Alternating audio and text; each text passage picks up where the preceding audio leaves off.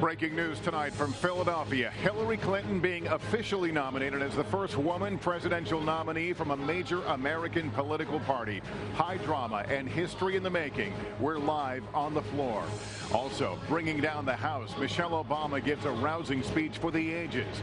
Now, it's Bill Clinton's turn to make the case for his wife.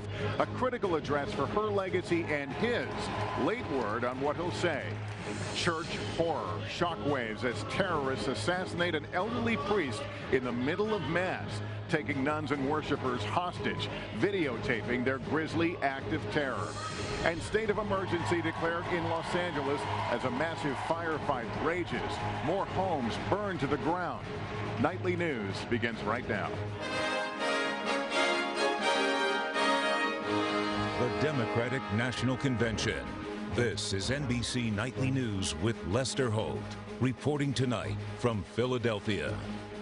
Good evening. We begin with breaking news. Hillary Clinton has just made history, securing the delegate vote she needs here at the DNC to become the first woman ever to be nominated for president by a major party. The roll call vote wrapping up on the floor a short time ago, with South Dakota putting Clinton over the top. And Bernie Sanders, state of Vermont, voting last, before Sanders himself moved to suspend the rules and nominate Clinton by acclamation in a show of unity. And I move that Hillary Clinton be selected as the nominee of the Democratic Party for President of the United States. It was an extraordinary moment here at the DNC. Let's begin with NBC's Kristen Welker with the latest. Kristen? Lester, it is electric on this floor, and emotions erupted when Senator Sanders read out Secretary Clinton's name. This party, which has been deeply divided, tonight took a major step toward party unity.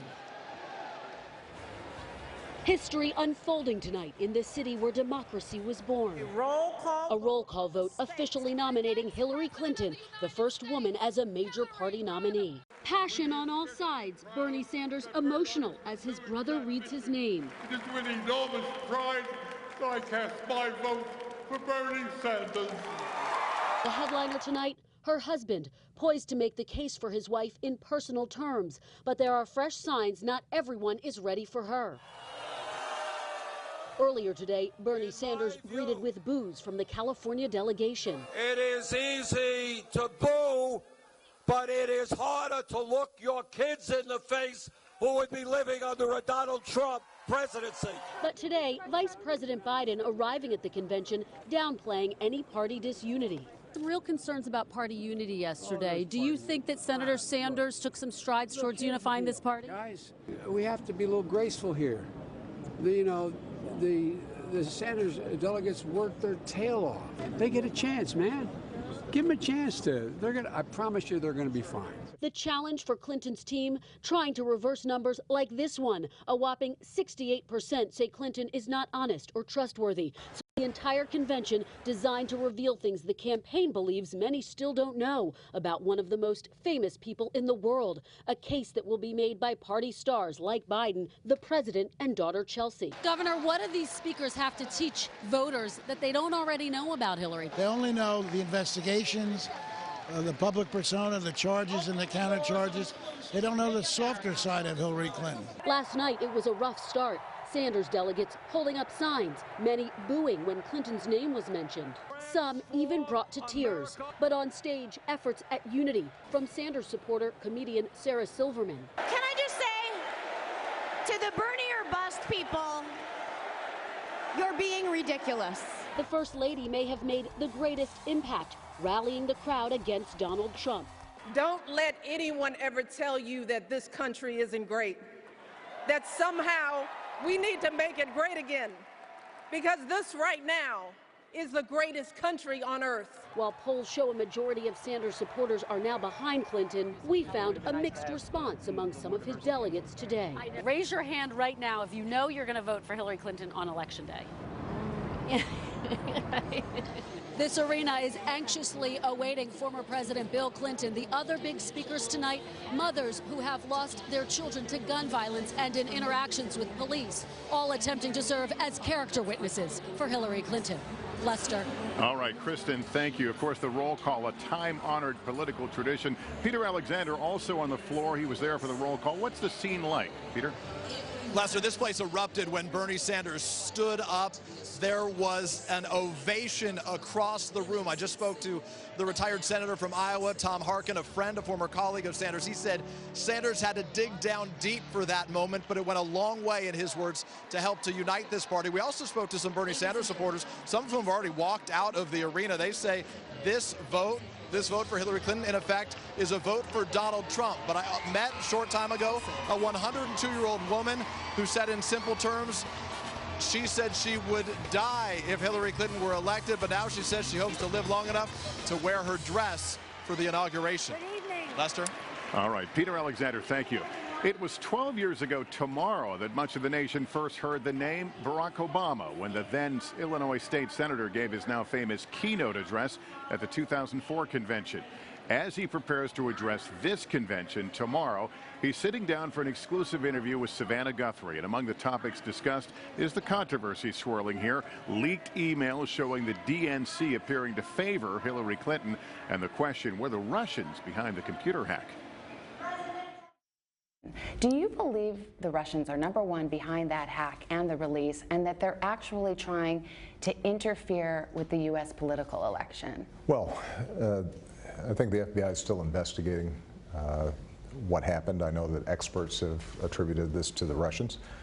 What we do know is that the Russians hack our systems, not just government systems, but private systems. But, you know, what the motives were in terms of the leaks, all that, I can't say directly. What I do know is that Donald Trump has repeatedly expressed admiration for Vladimir Putin. Sounds like you're suggesting that Putin might be motivated to prefer Trump in the White House. Well, I am basing this on what Mr. Trump himself has said, and I think that Trump's gotten pretty favorable coverage back in Russia. Is it possible in your mind that the Russians would try to influence the U.S. election? Anything's possible. Much more of Savannah's exclusive interview with the president tomorrow morning on Today. The president may have a tough time tomorrow night, giving a more passionate, memorable speech than his wife did here last night. A rousing rebuke of Donald Trump that electrified this room and brought Clinton and Sanders supporters together after a day of high drama. Here's NBC's Andrea Mitchell. Michelle Obama, usually shunning the political spotlight, but last night stealing it. The wife of the nation's first African-American president, trying to pave the way for the first woman to hold that office. Because of Hillary Clinton, my daughters and all our sons and daughters now take for granted that a woman can be president of the United States. Bringing people to tears about her husband's place in American history. Generations of people who felt the lash of bondage, but who kept on striving and hoping and doing what needed to be done, so that today I wake up every morning in a house that was built by slaves. The speech, a circuit breaker, steadying the ship after the convention's rocky start. Her husband loving it, tweeting, "Incredible speech by an incredible woman. Couldn't be more proud," sparking almost universal praise. The speech was well written, it was well delivered, and I thought it was very effective. If you weren't moved by that, go see the doctor. Even an unlikely source, Donald Trump, telling The Hollywood Reporter, "I thought her delivery was excellent. I thought she did a very good job. I liked her speech." A speech notable because this time Michelle Obama was speaking for Hillary Clinton. Their relationship is complicated. Sparks flew during that tense primary fight. So our view was that if you can't run your own house, you certainly can't run the White House. But old resentments have faded, and Hillary Clinton's election is now intertwined with preserving Barack Obama's legacy. What I admire most about Hillary is that she never buckles under pressure. A speech so compelling, some wonder whether, despite denials, she could become the second First Lady to run for office. Andrea Mitchell, NBC News, Philadelphia. Let's turn now to our political director, the moderator of Meet the Press, Chuck Todd. Chuck, we saw the moment Bernie Sanders' acclamation Hillary Clinton, the nominee, a moment of unity. But how do they turn the corner now and start to repair the damage of 4 days of Hillary Clinton being beat up last week in Cleveland? Look, I actually think the corner got turned a little bit today. This is a different vibe down here on this floor today than yesterday. At the same time yesterday, we were wondering, what is Bernie Sanders going to say? How are his delegates going to react? Could they cause problems at the roll call if they're not happy with how last night went? Well, guess what? It's a much different vibe today. Are there a handful of Bernie delegates that have walked out doing Bernie or bust things? Absolutely. But we're talking, I think, less than 10% of his delegates at this point. It's a much, much different vibe. And that's good news if you're Clinton, because it means you can focus the rest of this convention on her. Bill Clinton, of course, speaking tonight. He was once regarded as her best kept or not so best kept secret weapon. Does he still have that? Can he deliver for I think this is the toughest speech he's ever given. You know, he's always comfortable giving a great speech for Barack Obama, giving a great speech for John Kerry, for Al Gore, for himself.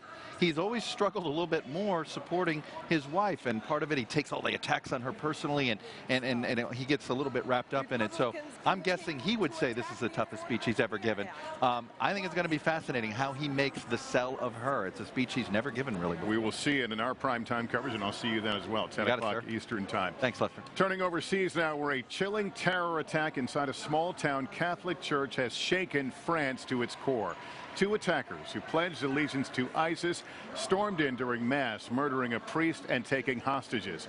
As our Richard Engel explains, one of the men was being monitored by authorities after terror-related arrests. A warning now, some of these details you may find disturbing. French police responded quickly and decisively, surrounding the church where 2 terrorists took hostages in a suburban town in Normandy. But what the militants did inside the church has shocked many in France. According to a nun who survived, the attackers forced the 86-year-old priest to kneel, then performed some kind of sermon in Arabic by the altar and slit the priest's throat. I think this is the first time that a man of the cloth has been murdered at his altar in a place of worship in Europe through an act of terror since the Second World War. French police killed the terrorists and arrested potential accomplices.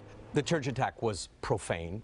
It also seems to be a huge intelligence failure. One of the suspects had been charged with links to terrorism, was out on bail, and required to wear a monitoring anklet. How is this happening? This is not someone who went out and tried buying explosives. This is not someone who actually went abroad to another country. How do you track someone? How do you anticipate when someone is going to pick up a knife or get behind the wheel of a truck and randomly murder people? ISIS quickly claimed the attackers as its soldiers. So quickly, experts think the attack was directed by ISIS, or at least that the group knew about it in advance. The Vatican called the attack barbaric. There are thousands of ISIS fighters and even more sympathizers in Europe who today brought their religious war right to Europe's churches. Richard Engel, NBC News, New York. There are new details in Japan's deadliest mass killing since the end of World War II. 19 people were stabbed to death as they slept in a center for the disabled. An official now says the suspect was hospitalized just months ago after writing a letter saying all people with disabilities should, quote, cease to exist. But he was released in March after doctors concluded he was no longer a danger to himself or others. He is now in police custody. It remains dangerously hot for millions tonight, now suffering under 2 separate heat domes in the east and west. Temperatures felt like they were in the 90s and 100s for many in the east. Hot and humid conditions fueled violent storms yesterday. A camera captured this amazing sight, lightning striking New York's Empire State Building. Still ahead tonight, lost in the flames, growing infernos tearing through communities and forcing officials to declare a state of emergency as homeowners return to find nothing left. Also, he's back in the DNC spotlight tonight, but will Bill Clinton's speech help or hurt his wife's chances of following his footsteps to the White House?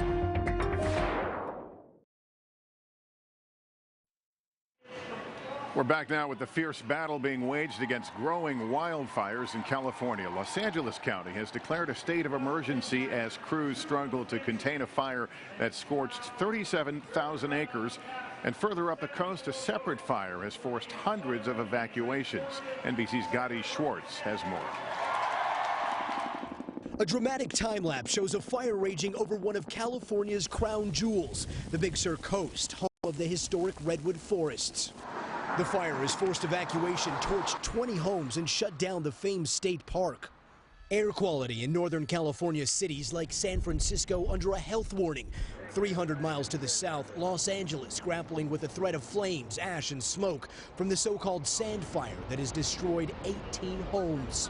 So this was an 11-bedroom house? 11 bedroom, 7 bath, yes. Now, most evacuations have been lifted, but homeowners are finding devastation.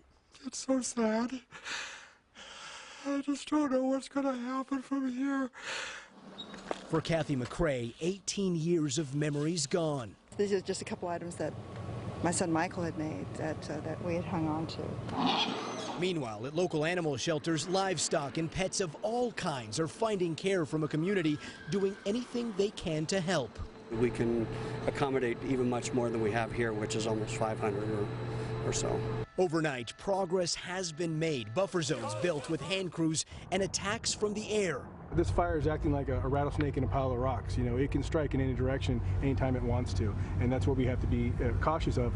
While out on the fire lines, crews in California are bracing for yet another day of triple-digit heat and the constant threat of a firestorm. And Lester, out here, just a testament to how fast this fire moved. Down below, you are seeing the remnants of 3 homes where firefighters once lived with their family. Everything out here, a burned-out wasteland. Lester? Almost like a moonscape. Gotti Schwartz, thank you. We're back in a moment with late details about what Bill Clinton is expected to say here tonight when he takes center stage at the DNC.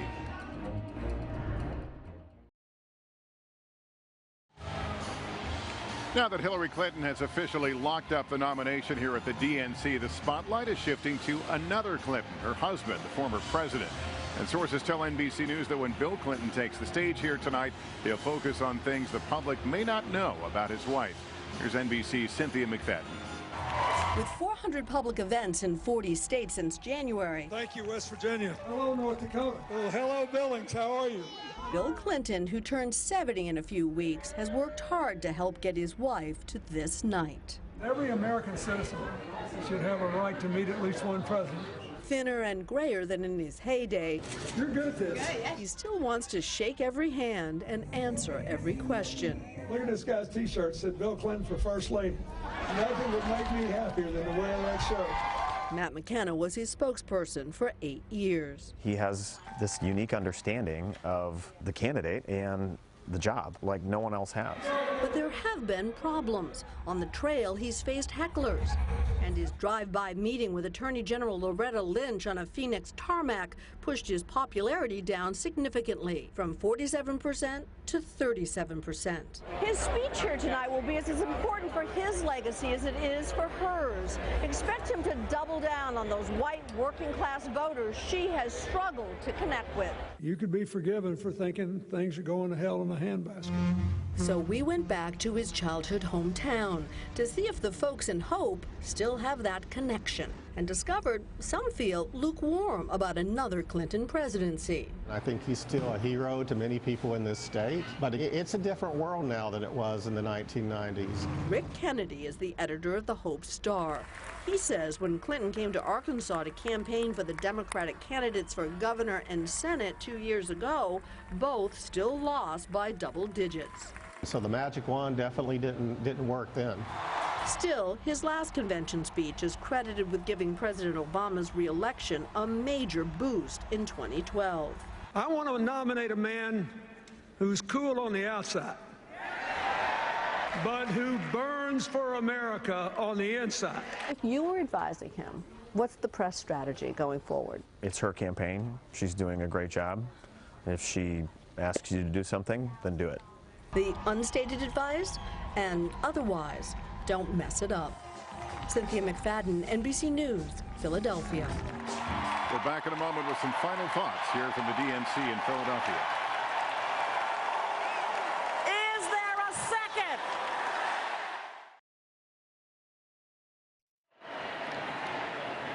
Finally, in the emotional and supercharged atmosphere of this election season, it is not easy to set aside politics or our likes and dislikes.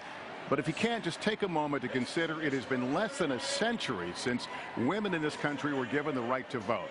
And now tonight, a major political party has nominated a woman for president. History has unfolded here tonight. And whether you support or even like this woman, the fact is, as of this day, the political playing field has been widened. What remains the same is the power of your vote, man or woman. That vote is Hillary Clinton's and Donald Trump's or any of the other candidates to win or lose. Let's make them earn it. That'll do it for us on this Tuesday night. I'm Lester Holt. I'll see you tonight at 7, 10 p.m. Eastern, 7 Pacific for primetime coverage of the Democratic Convention. For all of us at NBC News, thank you for watching and good night from Philadelphia.